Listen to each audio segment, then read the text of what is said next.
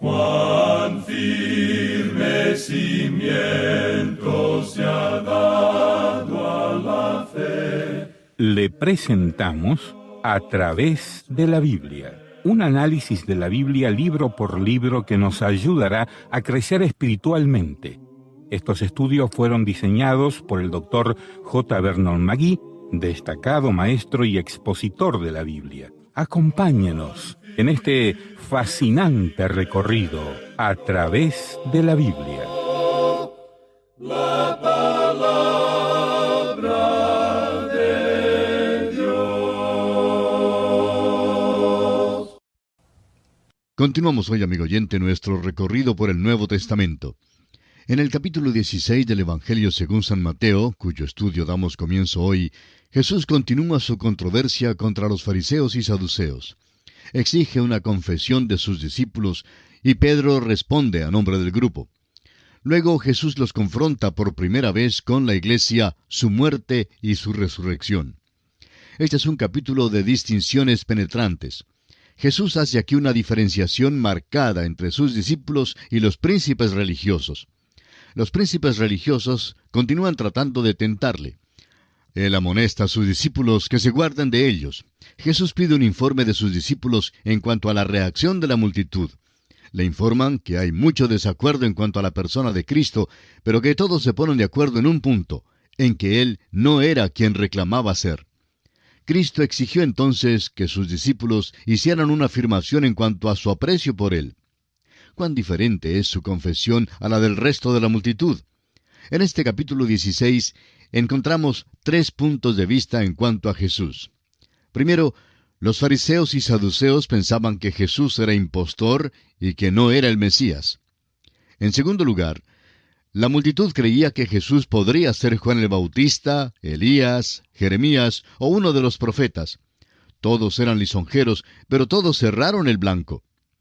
En tercer lugar, sus discípulos creían que Jesús era el Mesías, el Cristo, el Hijo del Dios vivo. Pedro, al parecer, fue aquí el vocero de los discípulos. Por segunda vez, los fariseos y saduceos piden señal del cielo, y una vez más, Jesús se refiere a Jonás. Leamos los primeros 3 versículos de este capítulo 16 de Mateo. Vinieron los fariseos y los saduceos para tentarle, y le pidieron que les mostrase señal del cielo.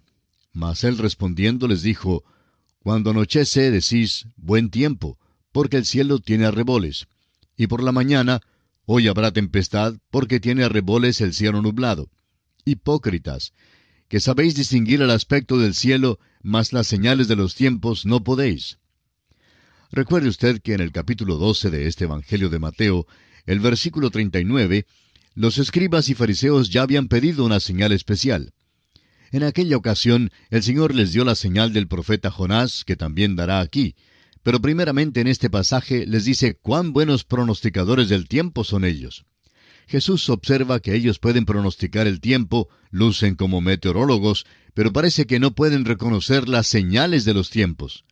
Jesús reconoce que están tratando de tenderle una trampa y amonesta a los suyos a que se guarden de ellos. Por segunda vez los llama hipócritas. Y entonces dicen los versículos 4 y 5 de Mateo capítulo 16, La generación mala y adúltera demanda señal, pero señal no les será dada, sino la señal del profeta Jonás. Y dejándolos, se fue. Llegando sus discípulos al otro lado, se habían olvidado de traer pan. Por segunda vez el Señor refiere a los fariseos y saduceos a Jonás. Hay una nota de finalidad en su acción al volverse y apartarse de ellos.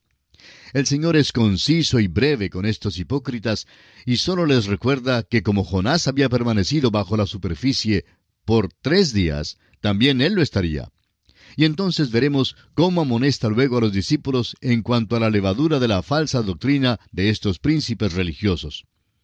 Notemos primero que los fariseos y saduceos no expresan intención alguna de recibirlo ni como Mesías ni como Hijo de Dios.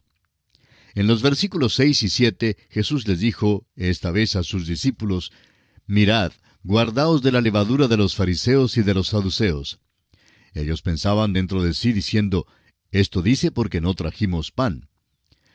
En el capítulo 13 de este Evangelio de Mateo, aprendimos que la levadura siempre era un símbolo de maldad y nunca un símbolo de bien. El Señor confirma esto aquí cuando amonesta a sus discípulos a guardarse, es decir, a cuidarse de la levadura de los fariseos y de los saduceos. Cuando alguien le amonesta a usted a que se guarde o se cuide de algo, es seguro que no es porque sea agradable ni bueno. Los discípulos, sin embargo, no comprendieron esta amonestación en cuanto a la levadura, pensando que el Señor les hablaba de la levadura del pan físico que habían olvidado traer. Ahora, cuando Jesús vio su falta de entendimiento, entonces les dijo, hombres de poca fe. Y fueron repetidas las veces que tuvo que recordarles de su poca fe. Leamos ahora los versículos 8 hasta el 12. Y entendiéndolo Jesús les dijo, ¿por qué pensáis dentro de vosotros, hombres de poca fe, que no tenéis pan? ¿No entendéis aún, ni os acordáis de los 5 panes entre 5,000 hombres, y cuántas cestas recogisteis? ¿Ni de los 7 panes entre 4,000, y cuántas canastas recogisteis? ¿Cómo es que no entendéis que no fue por el pan que os dije que os guardaseis de la levadura de los fariseos y de los saduceos? Entonces entendieron que no les había dicho que se guardasen de la levadura del pan, sino de la doctrina de los fariseos y de los saduceos. Si fuera un asunto de pan material, los discípulos debieran haber vuelto a los 2 milagros de Jesús, proveyendo comida para 5,000 y para 4,000, pero no se trataba de un asunto de pan material. La levadura entonces, según la interpretación misma de nuestro Señor, no significa otra cosa que la falsa doctrina. Cuando las personas hablan acerca de la levadura del Evangelio, usan una contradicción de términos. La levadura nunca representa el Evangelio. La levadura, según este pasaje, equivale a la falsa doctrina de los fariseos y de los saduceos. En todo nuestro viaje por este Evangelio de Mateo, debemos poner las mentes y estar siempre alertas, porque este Evangelio es la clave del resto de las Escrituras. Debemos hacer observaciones penetrantes y anotar con cuidado lo que pasa para poder hacer las distinciones correctas. Después que Jesús interpreta el significado de la levadura, Él y sus discípulos salen, y leyendo ahora el versículo 13 y el verso 14, vemos que, viniendo Jesús a la región de Cesarea de Filipo, preguntó a sus discípulos diciendo, ¿quién dicen los hombres que es el Hijo del Hombre? Ellos dijeron, unos, Juan el Bautista, otros, Elías, y otros, Jeremías o alguno de los profetas. Si usted mira el mapa, encontrará que hay 3 Cesareas. Cesarea de Filipo está situada al norte del mar de Galilea. El Señor Jesús entonces está en el norte y está en una posición de la cual volverá y de donde comenzará un movimiento directamente hacia Jerusalén y la cruz. Antes de empezar aquel viaje, hay 2 cosas que el Señor quiere que estén aclaradas en las mentes de sus discípulos. Y amigo oyente, esas eran las mismas cosas que ahora tienen que estar claras en nuestras mentes para ser cristianos verdaderos. Hay que saber lo que hizo Jesucristo y quién es Él. Esto es lo que determina su salvación. Si usted cree que Jesucristo es el Hijo de Dios y que Él murió y resucitó para conseguir su salvación, si cree en quién es Jesús y en lo que ha hecho a su favor, entonces puede usted tener la seguridad de su salvación. Cuando el Señor Jesucristo hizo la pregunta, ¿quién dicen los hombres que es el Hijo del Hombre?, formuló una pregunta que se ha seguido haciendo a través de los siglos. Es una pregunta que Jesucristo todavía pide sea contestada aún en nuestros días. Jesús todavía es el hombre más controversial que jamás haya vivido en esta tierra. Los discípulos dieron al Señor los puntos de vista de las multitudes, y si usted llevara un micrófono a una esquina en su pueblo, sin duda recibiría muchas de las mismas respuestas, porque los hombres todavía están confusos en cuanto a la identidad de Jesús. La mayoría de las personas lo consideraron un gran hombre, pero no hubo ningún acuerdo en cuanto a su identidad. Esta misma confusión y falta de acuerdo en cuanto a la persona de Cristo prevalece aún en nuestros días. Todos estos criterios lisonjeros son deficientes porque no dan con su verdadera identidad. Sin embargo, es interesante notar que todos lo alaban como un gran profeta o un gran maestro. Un predicador joven tomó una encuesta haciendo la pregunta en cuanto a quién fue Jesús. Una persona dijo que él fue un gran maestro. Otra dijo que fue el fundador de la religión. Un hombre pensaba que era una buena persona, y hubo quien más le colocara en la clase de las famosas personalidades de la historia. Quizá usted, amigo oyente, quisiera hacer una encuesta similar, y nos interesaría mucho saber los resultados. Bien, ahora el Señor hace otra pregunta a sus discípulos en los versículos 15 y 16. Él les dijo, ¿y vosotros, quién decís que soy yo? Respondiendo Simón Pedro dijo, Tú eres el Cristo, el Hijo del Dios viviente. El tiempo ha llegado para que los discípulos hagan una decisión y que den una confesión sobre su propio punto de vista.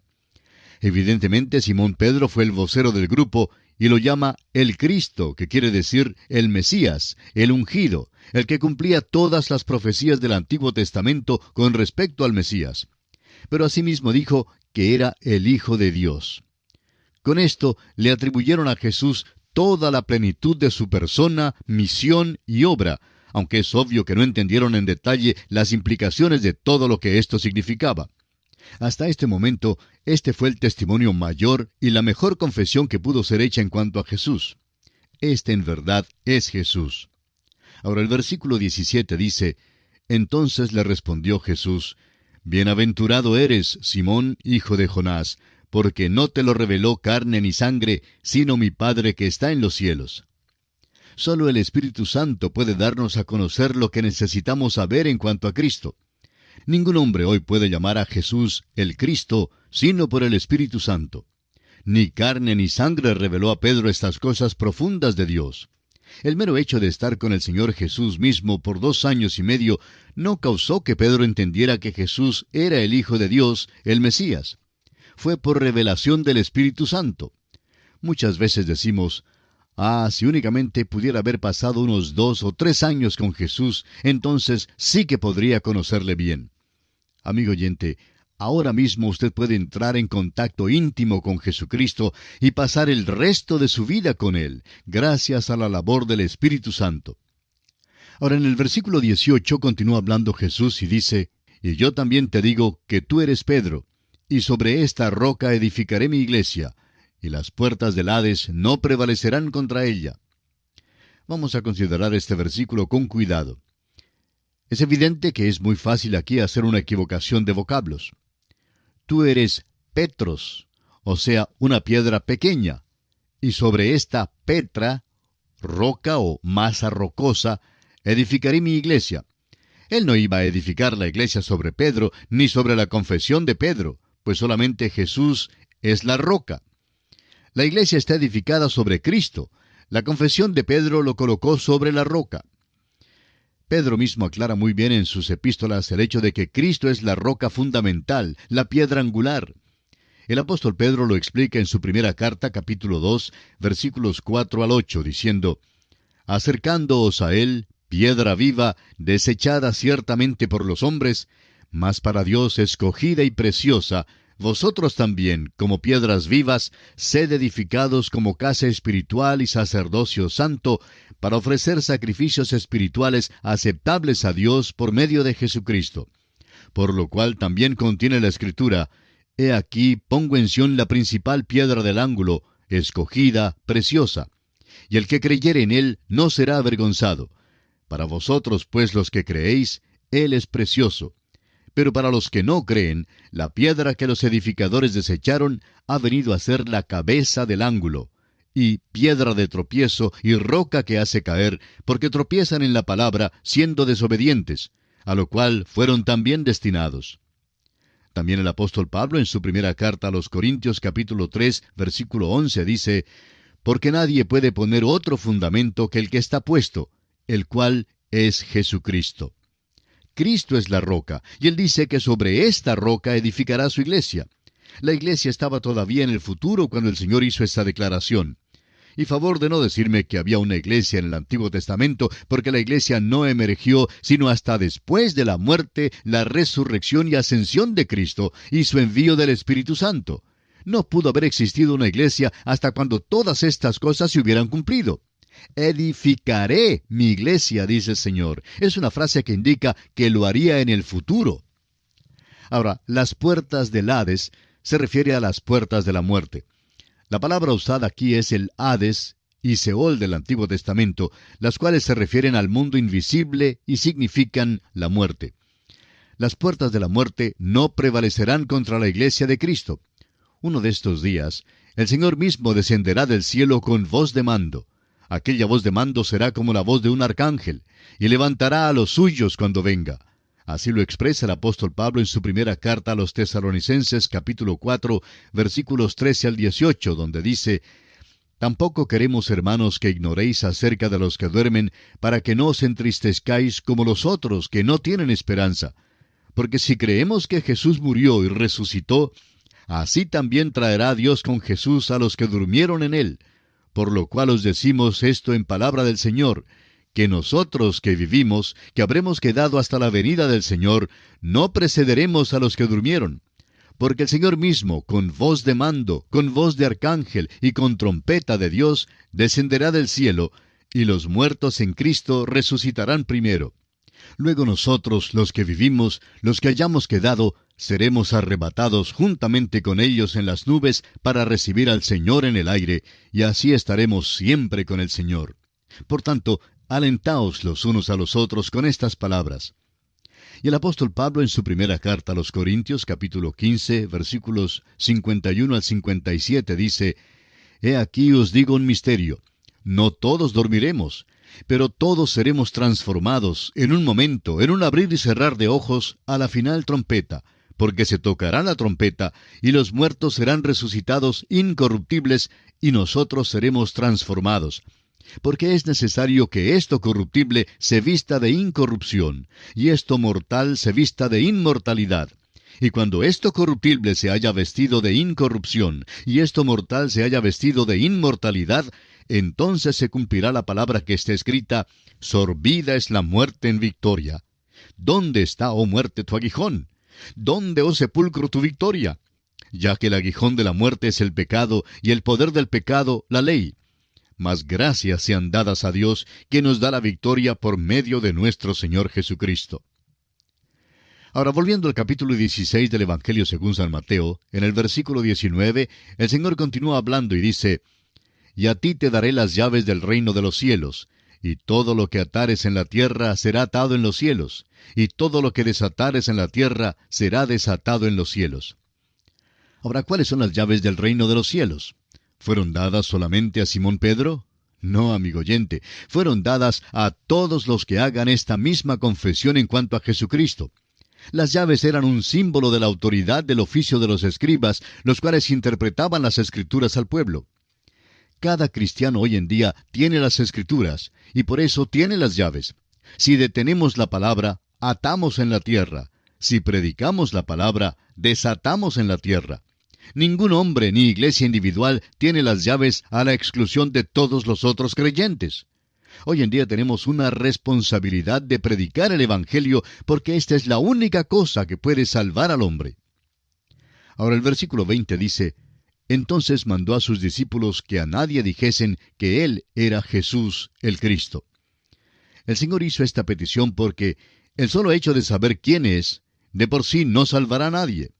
Para encontrar la salvación, amigo oyente, hay que saber quién es y lo que Él hizo por nosotros, reconocer nuestra propia necesidad y entonces aceptar a Jesucristo personal e individualmente como todo suficiente Salvador y Señor. Entramos ahora a otro aspecto en este capítulo 16.